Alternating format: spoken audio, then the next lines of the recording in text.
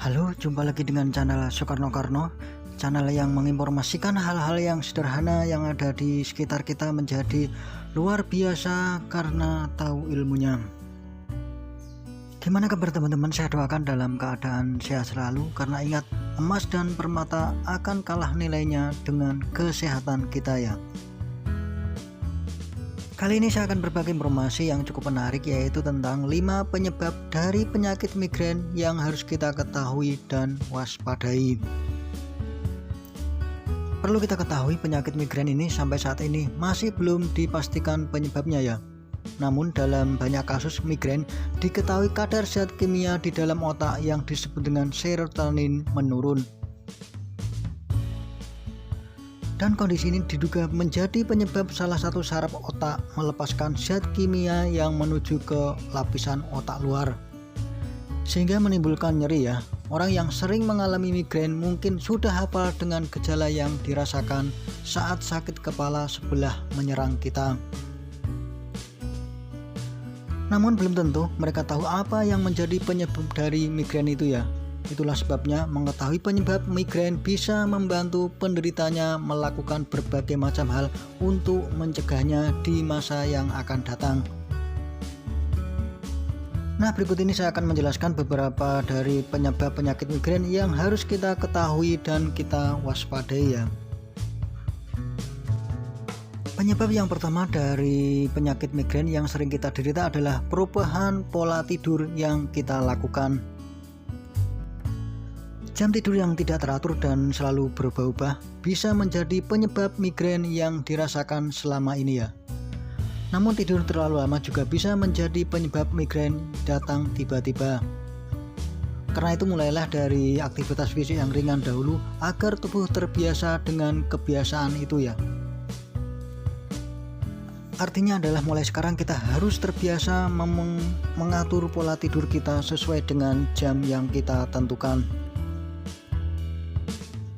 Penyebab yang kedua dari migrain yang sering kita alami adalah adanya perubahan hormon di dalam tubuh kita. Pada perempuan, perubahan hormon adalah penyebab migrain yang sangat umum. Banyak perempuan yang merasakan migrain saat sebelum periode menstruasi ya. Dan beberapa perempuan juga mengaku merasakan sakit kepala saat hamil dan menopause. Hal ini terjadi karena kadar hormon estrogen berubah ya, dan bisa menjadi penyebab migrain yang sering terjadi pada kaum perempuan.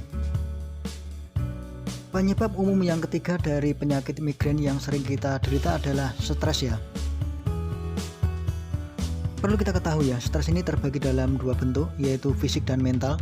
Sayangnya kedua jenis stres ini bisa menjadi penyebab migrain yang sering kita alami. Sakit kepala sebelah bukanlah satu-satunya kerugian yang akan datang akibat stres mental. Terganggunya pikiran juga bisa diakibatkan oleh stres mental ya. Stres fisik juga bisa menjadi penyebab migrain. Di antaranya adalah olahraga fisik yang terlalu dipaksakan dan aktivitas fisik yang berlebihan. Penyebab migrain yang keempat yang harus kita waspadai adalah berasal dari makanan yang kita konsumsi. Makanan yang asin atau yang disimpan terlalu lama seperti keju dapat menyebabkan penyakit migrain. Makanan yang telah diproses juga bisa menjadi penyebab migrain ya. Namun tidak semua makanan ini bisa menimbulkan efek yang sama terhadap penderita migrain yang lainnya. Oleh karena itu, penderita migrain disarankan untuk membuat catatan mengenai makanan apa saja yang menjadi penyebab migrain mereka.